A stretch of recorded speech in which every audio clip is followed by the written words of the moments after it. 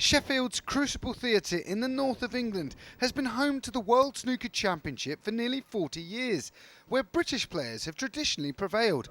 However, a sport which is steeped in history is evolving into what some see as the start of a new golden era. This week saw the retirement of one of the game's greatest champions, who, when asked which direction he could see the game going, was comprehensive in his answer. I reckon the best years are yet to come, funnily enough.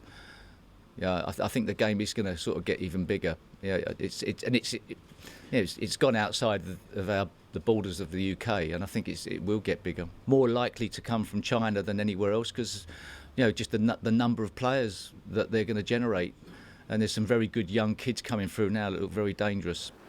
Recent years have seen players including Ding Junhui, Marco Fu, and Liang Wenbo rise through the ranks and become stars in their own country, making snooker eager to capitalise on their popularity. We've always said that we want to become a world sport. That's why we've kind of said, right, we want to target around, as I said, 5 large events, world-class events that are going to take place in China. Throughout the rest of Asia, we could see a number of, probably the same in the rest of Asia, whether it's India, whether it's Hong Kong, Singapore, whether it's Qatar or in the Middle East, where the game's popular as well. As our sport grows, those events must grow as well.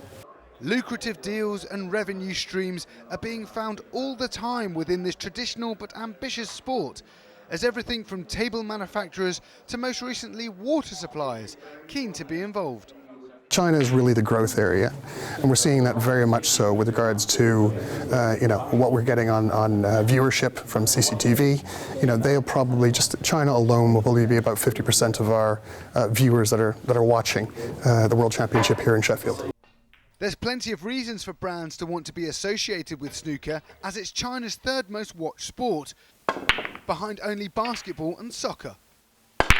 It's estimated there's 60 million regular players in China, with approximately 1,500 snooker clubs in Shanghai alone. And there have been 5 lucrative ranking tournaments on the calendar in China this season. With so much in place to maximise the Asian market, maybe then the only surprise is the continent's ongoing wait for a world champion. We've seen the ding effect, so to speak.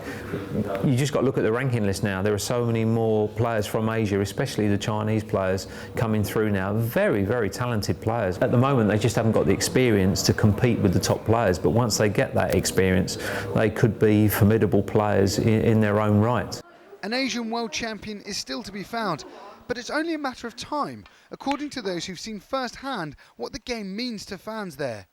It'd be unbelievable for the sport. I mean, it's so big over there now, and if they would happen to get Ding or Wenbo or something to win the World Championship, they would just probably explode, and we could end up with 8 or 9 ranking tournaments, so they just never know. China's influence in what's traditionally seen as a very British sport is clearly growing away from the table, whilst the wait continues to find a first world champion on it. 2016 could still be the year an Asian player wins the snooker world title for the first time, which would undoubtedly take interest in the sport to a whole new level. Adam Reed, CCTV.